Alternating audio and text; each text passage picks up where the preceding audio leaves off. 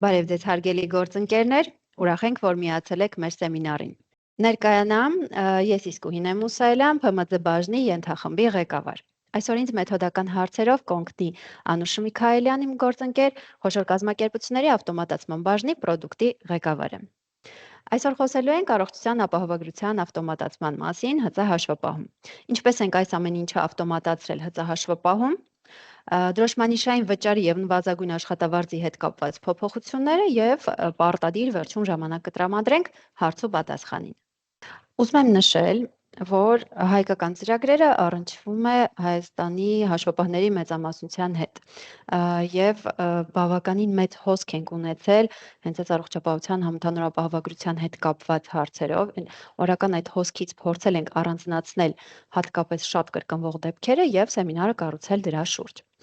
Օրենքը բավականին բարդ է, շատ կարճ ժամանակահատվածում ներդրվեց եւ մենք էլ փորձում ենք վերհանել այն խնդիրները, որոնք հաճախ հանդիպում են մեր գործընկերների մոտ։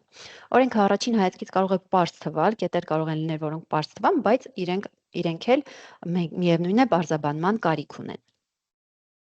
Հիմա փորձենք քայլերով անցնել, որպեսզի ճիշտ հերթականությունը պատկերացնեք, ինչ պետք է արվի, ինչին պետք է ուշադրություն դարձնել։ Նախ եւ առաջ պետք է հասկանանք, թե ովքեր են ապահովագրավճար վճարողները։ Դրա համար օրենքի համաձայն այն աշխատակիցները, որոնց աշխատավարձը 2025 թվականի նոյեմբեր ամսին 200,001 դրամից ավել է կազմել, իրենք դեկտեմբերի 1-ից սկսած 25 թվականի սկսում են ապահովագրավճար վճարել։ Եվ այդ վճարումները շարունակվելու են կատարվել հետագա 12 ամիսների ընթացքում, անկախ այդ ամիսների ընթացքում աշխատավարձի չափից։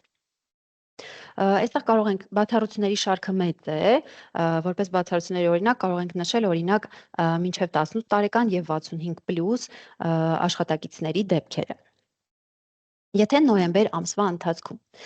աշխատակցի աշխատավարձը չի գերազանցել 200,000 դրամը,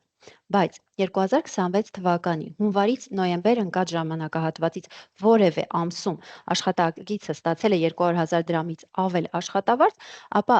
այդ ամսվան հաջորդող ամսվանից սկսած աշխատակիցը նույնպես դառնում է ապահովագրավճար վճարող։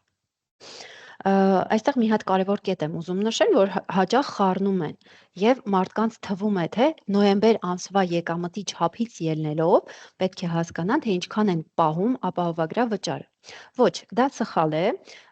որովհետեւ նոյեմբեր ամսվա աշխատավարձի չափից ելնելով մենք միայն որոշում ենք, թե տվյալ աշխատակիցը հանդիսանում է ապահովագրավճար վճարող, թե ոչ։ Այստեղ կարևոր նշում անեմ, որ հաճախ ենք հանդիպել։ Եվ մի հատ կարևոր նկատառում եւս, որ 2025 թվականի դեկտեմբեր ամսվա աշխատավարձը չի մասնակցում, որպեսզի հիմք հանդիսանա, արդյոք աշխատակիցը ապահովագրավճար վճարող դառնում է, թե ոչ, քանի որ դեկտեմբեր ամսվա ընթացքում պարգևավճարները շատ են լինում։ Այսպես ասած, դեկտեմբերը խաղից դուրս է։ Այսպիսով հասկացանք, ինչպես պետք է որոշենք աշխատողը վճարող է, թե ոչ։ Հիմա անցնենք չափերին։ Սանդղակը այսպիսինն է. Եթե ապահովագրավճար վճարող է եւ աշխատակիցը ստանում է 0-ից 500,000 դրամ աշխատավարձ, ապա պահվում է 4,800 դրամ ապահովագրավճար։ 500,000 դրամից բարձր աշխատավարձի դեպքում պահվում է 10,800 դրամ ապահովագրավճար։ Այստեղ եւս մի հատ կրկնող սխալ նշենք, սանդղակը ճիշտ է նշված, 0-ից 500,000 դրամին է վերաբերվում։ Հաճախ սխալ այն դեպքում է լինում, մտածում են, որ սանդղակը գործում է 200-ից 500,000 դրամի համար։ Ոչ, եթե աշխատակիցը դառել է ապահովագրավճար վճարող, արդեն հետագա 12 ամիսների ընթացքում, նույնիսկ եթե ինչ-որ մի ամսում աշխատավարձը լինի 100,000 կամ 150,000, միևնույնն է ապահովագրավճարը պահվելու է 4,800 դրամի չափով։ Եվ ապահովագրավճարները մյուս հարկերի եւ պարտադիր վճարների նման աշխատավարձից պահվող վճարվում են բյուջե մինչեւ հաջորդ ամսվա 20-ը։ Այս փոփոխությունների հետ կապված նաև փոխվել են դրոշմանիշային վճարների չափը։ Հունվարի 1-ի դրությամբ 2026 թվականի 0-ից մինչև 1 միլիոն դրամ աշխատավարձ ստացողները դրոշմանիշային կվճարեն 1000 դրամ, իսկ 1 միլիոնից բարձր աշխատավարձ ստացողները 15,000 դրամ։ Փոփոխությունը գործում է ինչպես աշխատանքային, այնպես էլ քաղաքական պայմանագրով աշխատող աշխատակիցների համար։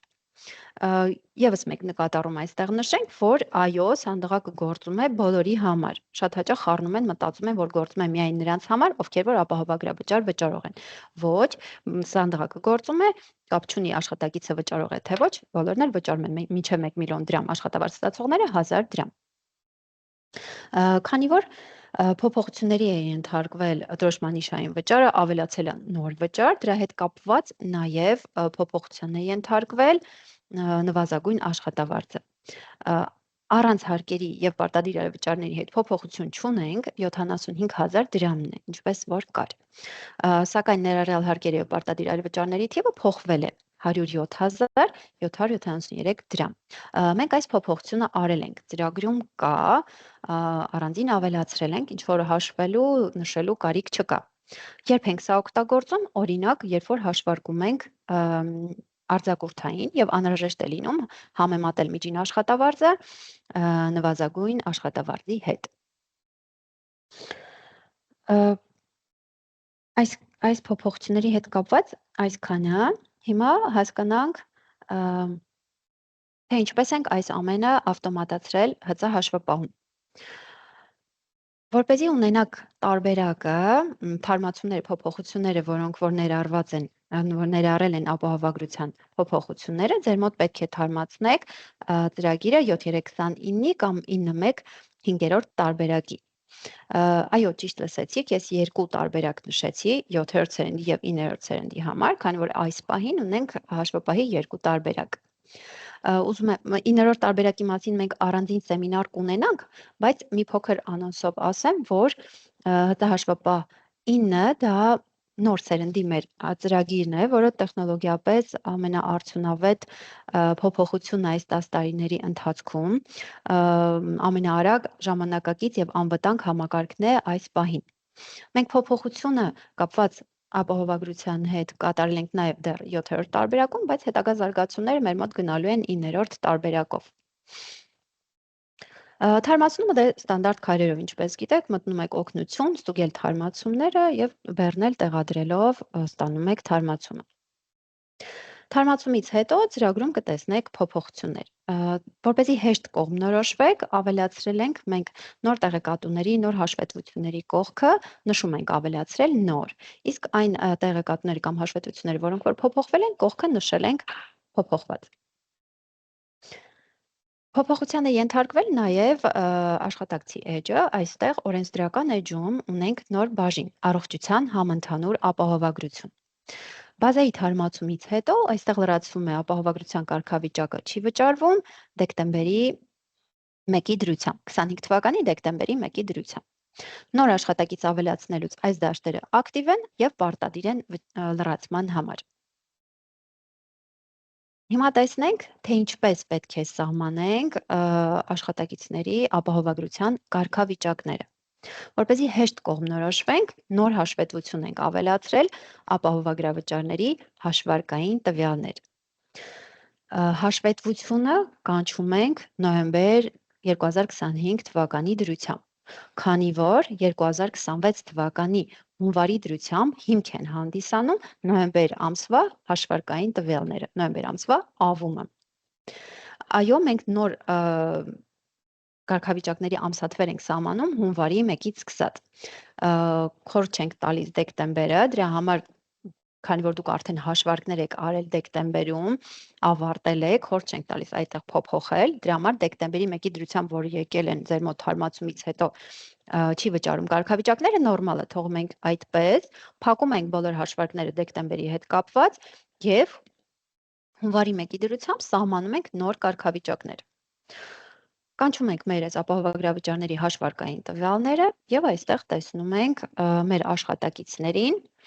իրենց բոլոր հավելումներով եւ ունենք վերջում ընդամենը հատկացվածությունը, որով կողմնորոշվելու ենք, թե տվյալ աշխատակիցները օրինակ 200,000 դրամից ավել են ստացել, թե ոչ։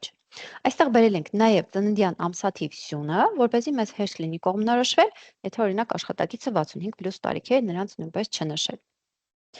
Ընդամենը հատկացված սյունով ֆիլտր ենք կիրառում եւ թողում ենք միայն 200,000 դրամից մեծ արժեքները։ Եթե բոլորը պայմաններին բավարարում ենք, նշում ենք բոլոր աշխատակիցներին և աջ կլիկի տակից մեզ անհրաժեշտ հրամանն է ավելացնել ապահովագրության նոր կարգավիճակ։ Սեղմում ենք այս հրամանի վրա, որպեսզի մեր ասի աշխատակիցների համար սահմանենք հունվարի 1-ի դրությամբ 010126 ապահովագրության կարգավիճակները։ Ցանկից ընտրում ենք վճարում է։ Կարող ենք նաև նշել գործատուն է վճարում, ուղղակի այստեղ ուշադիր եք լինում, որովհետև գործատուի դեպքում որոշակի պահանջներ կան, այդտեղ պետք կլինի հարկայինի հետ ճշտել։ Օրինակ, կոլեկտիվ պայմանագիր է անհրաժեշտ լինում։ Սահմանեցինք մեր կարգավիճակները և այդ կարգավիճակները արդեն կարող ենք տեսնել առանձին տեղեկատուում։ Տեղեկատուների մեջ ավելացել է աշխատակիցների ապահովագրության կարգավիճակներ, նոր տեղեկատու։ Կանչում ենք տեղեկատուն և այստեղ պատմականորեն տեսնում ենք բոլոր կարգավիճակները տարբեր ամսաթվերի դրությամբ։ Մենք կունենանք բոլորի համար մի հատ չի վճարում կարգավիճակ դեկտեմբերի 1-ի դրությամբ 25 թվականի և այն աշխատակիցներին, որոնք որ հանդիսանում են վճարող, արդեն հունվարի 1-ի դրությամբ։ Ինչի համար է մեզ այս տեղեկատուն պետք, որ եթե օրինակ սահմանելուց սխալվել ենք, կարող ենք գալ այստեղից խմբագրել, կարող ենք ավելացնել, կարող ենք հեռացնել մեր այս տվյալները։ Սահմանելուց հետո որոշեցինք կարգավիճակները, հասկացանք ովքեր են վճարող, մինչև հաշվարկը անելը մեզ մի հատ գործողություն մնաց։ Պետք է մտնենք համակարգային հավելում պահումներ և այստեղ ապահովագրավճարի 912 կոդով տողի վրա պետք է նշենք այն հաշիվը, որը առանձնացրել ենք ապահովագրավճարների համար։ Դուք արդեն դա բացել եք, որովհետև ենթադրում եմ, որ դեկտեմբեր ամսվա հաշվարկները կատարված են և այստեղ հաշիվ դաշտում ընտրում ենք այն հաշիվը, որ որոշել եք, որ կօգտագործեք այդ նպատակով։ Մեր դեպքում, մեր օրինակում դա 524-ի 94-ն է։ Եվ եթե ունեք դեպք, որ գործատուն է վճարում, ապա 979 կոդով տողի վրա խմբագրում և ավելացնում եք համապատասխան հաշիվը։ Կարգավորումները բոլորը արեցինք, հաշիվները տվեցինք, որպեսզի ձևակերպման մեջ մենք դատարկ տող չստանանք և արդեն մեզ մնաց կատարել հաշվարկը։ Հաստատում ենք հավելում պահումը, գրանցում ենք փաստաթուղթը հունվար ամսվա համար և արդեն ընդլայնված հաշվետվությունում կարող ենք տեսնել աշխատակիցների համար, ովքեր որ ապահովագրավճար վճարող էին հանդիսանում, պահումները համապատասխանաբար 10.800 կամ 4.800։ Մի հատ հիմա փորձենք այս գործողությունները միասին անել ծրագրում։ Տեղափոխվենք ծրագիր։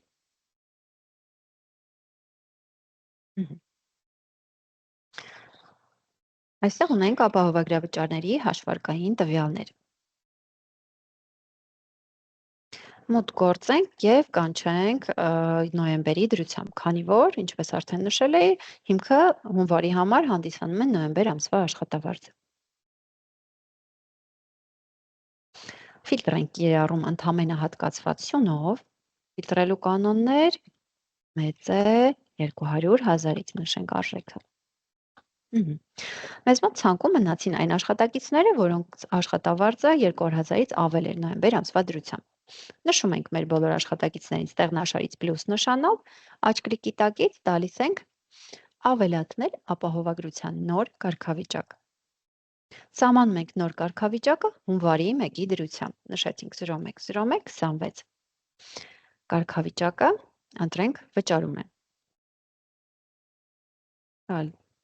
Կատարել և կարգավիճակները ունեցանք 5 աշխատակցի համար խմբագրված։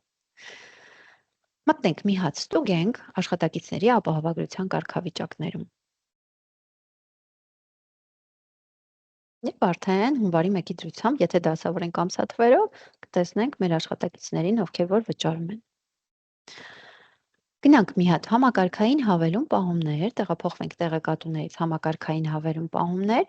խմբագրենք մեր 912 կոդով տողը, սա ապահովագրավճարներին վերաբերվող տողն է, հաշիվը նշենք 524-ի 94, տանք կատարել։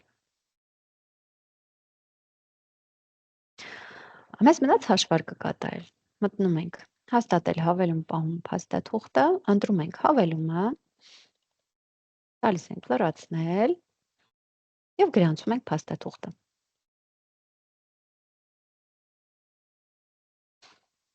Ընդլայնված հաշվետվությունում հունվար ամսվա համար